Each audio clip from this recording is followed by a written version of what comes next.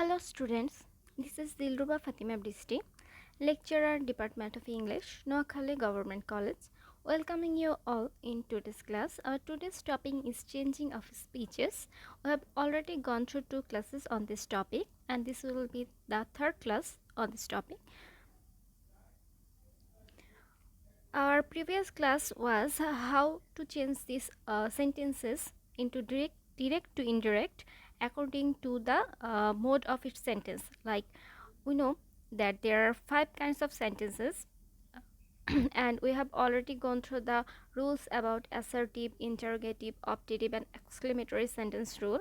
I mean how to change them into direct to indirect speeches. Now we will go through the 3rd kinds of sentence like imperative sentence, how to change imperative direct sentence to imperative indirect sentence. So what is imperative sentence? তো প্রথমে আমরা এর সংজ্ঞাতে কি পাচ্ছি, যে sentence দ্বারা আদেশ, উপদেশ বা অনুরোধ করা বোঝায় তাকে ইম্পারেটিভ সেন্টেন্স বা অনুজ্ঞাসূচক বাক্য বলে। তাহলে এখানে অনেকগুলো ভাব আসছে। এখানের মধ্যে আদেশ হতে পারে, যেমন এই কাজটি এখনই করো, ডু ইট অ্যাট ওয়ান্স, এটা এক ধরনের আদেশ, সে এখনই এই কাজটা করো।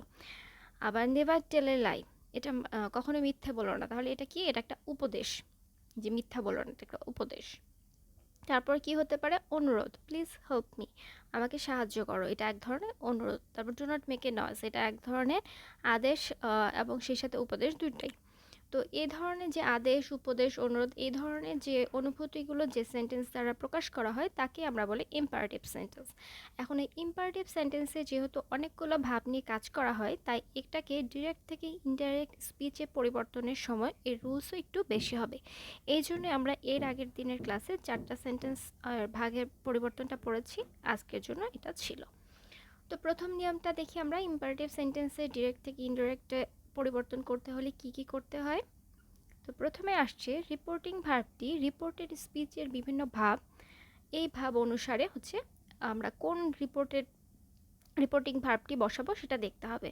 তো মনে করো যদি সেন্টেন্সটির মধ্যে অনুরোধ বোঝায়, তাহলে আমরা এখানে যে ডিরেক্ট থেকে ইনডাইরেক্ট করার সময় যে রিপোর্টিং ভার্বের সেইডের জায়গায় আমরা বসাতে পারি রিকোয়েস্ট, অনুরোধ বোঝাতে রিকোয়েস্টেড, যে হি রিকোয়েস্টেড। তারপর যদি আদেশ বোঝায় তাহলে আমরা শব্দটা ব্যবহার করব অর্ডার অথবা কমান্ড, এবং কেউ ক্ষমা চাচ্ছে বা এই ক্ষমা প্রার্থনা করছে বোঝাতে আমরা ব্যবহার করব বেগ। উপদেশ দেওয়া বোঝাতে আমরা ব্যবহার করব অ্যাডভাইস, এবং এটার যদি কোনোটাই তেমন কিছু না বোঝায় তাহলে আমরা সিম্পল টেল ব্যবহার করতে পারি। একটা উদাহরণ দেখো, ডিরেক্ট সেন্টেন্সটা হচ্ছে mother said to me always speak the truth. Direct সেন্টেন্সটা কি, যে মা আমাদের এক ধরনের উপদেশ দিচ্ছে যে সবসময় সত্য কথা বলো। তো যেহেতু আমরা বুঝতে পারছি যে এই ইম্পারেটিভ সেন্টেন্স দিয়ে এক ধরনের উপদেশ বোঝাচ্ছে, তাই আমরা ইনডাইরেক্ট করার সময় এই উপদেশের শব্দটাই বসিয়ে দেবো, যে mother advised me to speak the truth always. এবার সেকেন্ড রুলে দেখো, রিপোর্টেড স্পিচটি যদি মূল ক্রিয়া দ্বারা শুরু হয় তবে ইনভার্টেড কমা তুলে দিয়ে টু ব্যবহার করতে হবে এবং রিপোর্টেড স্পিচটি হুবহু লিখতে হবে। এক্ষেত্রে রিপোর্টেড স্পিচের কোনো পরিবর্তন হবে না। যেমন directly he said to me do it at once. এখন এখানে ডু ইট অ্যাট ওয়ান্স এটা কি, এটা কিন্তু মূল ভার্ব। এখানে কিন্তু ডু অক্সিলারি ভার্ব না, এটা মূল ভার্ব, যে এখানে এই কাজটি এখনই করো।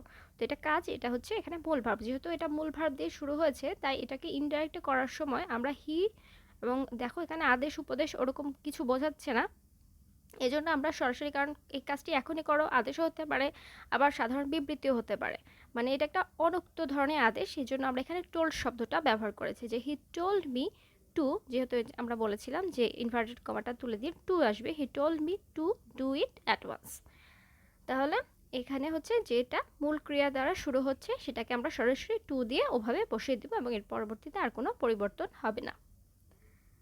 তারপরে নিয়মটা দেখো, ইম্পারেটিভ সেন্টেন্সটি যদি নেগেটিভ হয় তবে রিপোর্টিং ভার্বের পরে নট টু বসে। এর আগে আমরা দেখেছিলাম টু, এবার যদি হচ্ছে এইটা নেগেটিভ হয় তাহলে আমরা বসাবো নট টু। যেমন father said to me do not run in the sun. তো এখানে কিন্তু আমরা বুঝতে পারছি যে রোদ্রে দৌড়াদৌড়ি করো না, এটা কিন্তু সরাসরি বোঝা যাচ্ছে যে এটা একটা অ্যাডভাইস বা এটা এক ধরনের অর্ডার, কারণ বাবা মা উপদেশ দেয় আবার কড়া গলায় হুকুমও দিতে পারে, তো অর্ডারও হতে পারে। তো এই দুটো শব্দের একটা বসালেই হবে যে father advised or ordered me.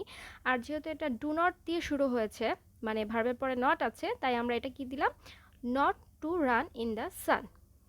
তাই এটা হয়ে গেল father advised or ordered me not to run in the সান। তাহলে আমরা এখানে পেলাম, যদি এটা এই রিপোর্ট স্পিচটা যদি মূল ভার্ব দ্বারা শুরু হয়, তাহলে হচ্ছে আমরা ইনভার্টেড কমাটা তুলে দিয়ে টু বসিয়ে দেব এবং সেই ভার্বটা সরাসরি বসাবো এবং বাকি অংশটি আর পরিবর্তন হবে না। আর যদি হচ্ছে এটার পরে নট থাকে, তাহলে আমরা এখানে নট টু বসিয়ে দেব, মানে টু এর আগে একটা নট চলে আসবে। তো এই ছিল এই দুটো রুলস। পরের রুলসটা দেখো, রিপোর্টিং স্পিচটি যদি প্লিজ দ্বারা আরম্ভ হয় তবে প্লিজ তুলে দিয়ে কাইন্ডলি ব্যবহার করতে হয়। আবার শুধু প্লিজ তুলে দিলেও চলে। তো রিপোর্টিং স্পিচে যদি প্লিজ শব্দটা ব্যবহার করা হয়, তার মানে কি এক ধরনের অনুরোধ। আর অনুরোধের আমরা যখন করি তখন কাইন্ডলি শব্দটাও বোঝায় যে দয়া করে করবেন, এটা একটা পোলাইট এক্সপ্রেশন। সো এটাও যদি তুলে দেওয়া হয় বা শুধু প্লিজটাও যদি তুলে দেওয়া হয়, তাহলেও এটাকে চেঞ্জ করা যাবে। উদাহরণ দেখলে আরেকটু ক্লিয়ার হবে ব্যাপারটা। Mita said to Hima, please lend me your pen. Mita হিমাকে বলল যে দয়া করে আমাকে তোমার কলমটি ধার দাও। এখানে ইনডাইরেক্টে আমরা একটা করতে পারি, Mita requested Hima to kindly lend her pen, Mita's pen আর কি। তো এখানে যেহেতু এটা প্রথম কথা হচ্ছে প্লিজ দ্বারা শুরু হচ্ছে, আমরা বুঝতেই পারছি এটা এক ধরনের রিকোয়েস্ট, তো এই জন্য আমরা এটাকে মিতা রিকোয়েস্টেড হিমা নিয়ে আসছি। আর তারপর হচ্ছে ইনভার্টেড কমার পরে আমরা টু বসিয়েছি। আর যেহেতু প্লিজ ছিল, প্লিজ শব্দটা তুলে দিয়ে আমরা কাইন্ডলি দিয়ে দিয়েছি, যে Mita requested Hima to kindly, বাকি অংশ যা থাকবে সেরকম, যে ল্যান্ড হার পেন, শুধু ইউর জায়গায় হার হয়ে গেছে। আর এটার পরিবর্তে তোমরা দ্বিতীয়টাও ফলো করতে পারো, যে Mita requested Hima two land her pen, মানে কাইন্ডলি শব্দটা দিলেও চলবে, না দিলেও চলবে, এটা তোমাদের চয়েস।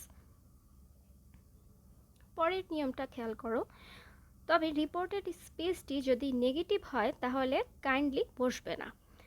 যেমন ডিরেক্টেড যদি থাকে, Mita said to me please do not tell him the secret. এখানে দেখো, এখানে কিন্তু নেগেটিভ শব্দটা, please do not tell him the secret, এই জন্য এখানে কাইন্ডলি শব্দটি আর বসেনি, না বসে চলে এসছে Mita requested me not to tell him the secret, মানে যখন এই কাইন্ডলি শব্দটা থাকবে না যদি এটা নেগেটিভ হয়।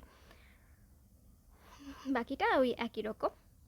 এরপরের নিয়মটা খেয়াল করো, রিপোর্টেড স্পিচে ভোকেটিভ কেস অর্থাৎ কাউকে সম্বোধন করা থাকলে তা বাদ দিতে হয় অথবা অতিরিক্ত হিসেবে অ্যাড্রেসিং যোগ করতে হয়। এটা বিশেষ করে যখন তোমরা প্যাসেজ ন্যারেশন করবে তখন এই জিনিসটা খেয়াল করবে। তো এই জিনিসটা এখন একটু উল্লেখ করা আছে, যে যদি এখানে কাউকে সম্বোধন করা থাকে তখন হচ্ছে তোমরা এই চলটা বাদ দিতে পারো, কিন্তু আবার অ্যাড্রেসিং করে যোগ করে দিলেও হয় এবং যোগ করাটা ভালো। যেমন হচ্ছে he said Suman come here. এখন সুমনকে আসতে বলেছে, এখানে কিন্তু সরাসরি আদেশ উপদেশ অনুরোধ কিছু বোঝাচ্ছে না, এই জন্য আমরা এখানে ওই ধরনের কোনো ভার্ব না বসিয়ে আমরা সরাসরি টোল্ড বসিয়ে দিয়েছি, যে he told Suman to go there, মানে সে সুমনকে বলছে যে সুমন ওখানে যাও। এটাও করা যায়। আবার ইচ্ছা করলে এই সুমনকে বাদ না দিয়ে আমরা সরাসরি অ্যাড্রেসিং সুমনটা দিতে পারি, যে addressing Suman he told him to go there. তো ইচ্ছা করলে এটাও তোমরা দিতে পারো, ওটাও দিতে পারো। আর এই দ্বিতীয় অংশটা দেওয়া এই জন্য যে প্যাসেজ ন্যারেশনের সময় যখন কাউকে বলা থাকে তখন আমাদের ওই অ্যাড্রেসিং শব্দটা ব্যবহার করতে হয়, এই জন্য তোমরা এই রুলসটাও মাথায় রেখো, যে ভোকেটিভ কেস থাকলে বাদ দিলেও হবে, আবার অতিরিক্ত হিসেবে অ্যাড্রেসিং যোগ করে বাকিটা যেই নিয়ম ছিল আমাদের টোল্ড বসানোর পর বাকি যে অংশটা পরিবর্তন করে ওভাবে করে দিলেও চলবে। পরবর্তী রুলসটা দেখো, রিপোর্টিং স্পিচটি লেট দ্বারা শুরু হলে এবং প্রস্তাব বোঝালে, এবং লেট দ্বারা সাধারণত প্রস্তাবই বোঝায়, যে চলো এটা করি, লেট আস ডু দিস। তো এরকম লেট দ্বারা সাধারণত প্রস্তাব বোঝায়। তো লেট দ্বারা যদি শুরু হয়, আবার মাঝে মাঝে কিন্তু প্রস্তাব ছাড়াও বোঝায়। তো এখানে হচ্ছে লেট দ্বারা যদি শুরু হয় এবং প্রস্তাব বোঝায়, তাহলে রিপোর্টিং ভার্বের পরিবর্তে প্রপোজ অর সাজেস্ট ব্যবহার হয় এবং ইনভার্টেড কমার পরিবর্তে দ্যাট ব্যবহৃত হয়। রিপোর্টিং স্পিচে কর্তার পরে হচ্ছে শুড বসাতে হয়। একটা উদাহরণ দেখলে ব্যাপারটা ক্লিয়ার হয়ে যাবে। Student said to me let us arrange for a picnic. Student আমাকে বলল যে আমরা একটা বনভোজনের আয়োজন করব। তো এটাকে আমরা ইনডাইরেক্টলি কীভাবে নিব, স্টুডেন্টস প্রপোজ টু মি, এটা তো এক ধরনের প্রস্তাব, বা সাজেশন। তো এখানে students propose to me that they should arrange for a picnic. এবং এখানে দেখো কর্তার পরে আমরা এই শুডটা নিয়ে এসেছি, কারণ এখানে দিয়ে আমাদের এটা করা উচিত এরকম একটা কিছু বোঝায়, এই জন্য এখানে শুডটা ব্যবহৃত হয়েছে। তো পরের নিয়মটা খেয়াল করো। ডাইরেক্ট স্পিচে লেট থাকা সত্ত্বেও বাক্যটির অর্থ দিয়ে যদি প্রস্তাব না বোঝায়, যে বললাম যে লেট দ্বারা সাধারণত প্রস্তাব বোঝায়, কিন্তু কখনো কখনো এমন সেন্টেন্সও থাকবে যে লেট দ্বারা প্রস্তাব বোঝাবে না, অন্যরকম একটা অর্থ প্রকাশ করবে। তো সেরকম ক্ষেত্রে যদি লেট দ্বারা প্রস্তাব না বোঝায়, তবে কর্তার পরে মে বা মাইট কিংবা মাইট বি অ্যালাউড টু বসাতে হয়। তবে অর্থানুসারে যে কোনো পরিবর্তন হতে পারে। উদাহরণ দেখো, সিয়াম said to me, let him say whatever he likes. সিয়াম আমাকে বলল তার যা খুশি তাকে বলতে দাও। তো এখানে কিন্তু কোনো প্রস্তাব বোঝাচ্ছে না যে তাকে যা খুশি বলতে দাও, এটা কোনো প্রস্তাব না। সে বলছে আমরা এটার প্রতি মনোযোগ যেন না দিই। তো এই বাক্যে যেহেতু লেট দ্বারা কোনো প্রস্তাব বোঝায়নি, তাই আমরা এটাকে ইন্টারেক্ট করার সময় কি করব, Siam said that he might do whatever he liked. যেহেতু এটা হচ্ছে আমরা পাস্ট টেন্স থেকে চেঞ্জ করে ফেলেছি, এর জন্য মে না বসে এটা মাইট হয়ে গেছে, যে Siam said that he might do whatever he like. তাহলে আমরা দেখলাম যে লেটে যদি প্রস্তাব থাকে এটা একরকম হবে, যদি লেটে প্রস্তাব না থাকে আরেক রকম হবে। এখন এই কয়টা রুলস যদি তোমরা খুব ভালো মতো মনে রাখতে পারো, আশা করি সেন্টেন্সের যে পরিবর্তনগুলো চেঞ্জিং অফ স্পিচের ক্ষেত্রে, এই পরিবর্তনগুলো এবার একটু প্র্যাকটিস করলে, বই ধরে ধরে আগের বছর প্রশ্নগুলো যদি তোমরা এবার প্র্যাকটিস করো, আশা করি এই টপিকটা তোমাদের জন্য একদম ক্লিয়ার হয়ে যাবে। তবে ক্লিয়ার করতে হলে কয়েকটা বিষয় অবশ্যই মাথায় রাখতে হবে। এক, সেন্টেন্সের স্ট্রাকচারগুলো, এই 12টা স্ট্রাকচার অবশ্যই মাথায় খুব ভালোভাবে থাকতে হবে, না হলে তোমরা বুঝবেই না যে করসপন্ডিং টেন্সে কোন টেন্স থেকে কোন টেন্সে নিতে হবে। সো স্ট্রাকচারগুলো অবশ্যই আমি জানি তোমরা মনে রাখবে, তারপরেও মনে করিয়ে দিই যে তোমরা এটা অবশ্যই মনে রাখবে। তারপর সেন্টেন্সের ক্লাসিফিকেশনগুলো মনে রাখবে, এবং এটা কোন টাইপ অফ সেন্টেন্স এবং সেন্টেন্স দিয়ে কী বোঝাচ্ছে সেটা ভালো মতো মনে রাখবে। এবং তারপরে হচ্ছে এই রুলসগুলো অ্যাপ্লাই করবে, এবং রুলস মনে রাখার একটাই শর্ত, প্রচুর প্রচুর প্র্যাকটিস। তো আমরা পরে আরেকটা ক্লাস প্যাসেজ ন্যারেশনের ওপর নেওয়ার চেষ্টা করব, যে যখন চেঞ্জিং অফ স্পিচটা প্যাসেজ আকারে আসে, তোমাদের পরীক্ষা যেভাবে আসে সেটার উপর আমরা আরেকটা ক্লাস নিয়ে এই টপিকটা শেষ করে দেব। তো এই পর্যন্ত সবাই ভালো থাকো। অবশ্যই লকডাউনে এবং এখন যে কোভিড পরিস্থিতি, আর কিছুদিন থাকবে লকডাউনের নিয়ম নীতিগুলো মেনে চলার চেষ্টা করো। মাস্ক অবশ্যই পরবে, সামাজিক দূরত্ব বজায় রাখবে। যাদের কয়েকদিন পরে হয়তো তোমরা অনেকেই টিকা পেয়ে যাবে স্টুডেন্ট হিসেবে, আর যারা পেয়েছে তো ভালো, আর না হলে তোমরা নিজেদের প্রতি সচেতনতা অবশ্যই বজায় রাখবে।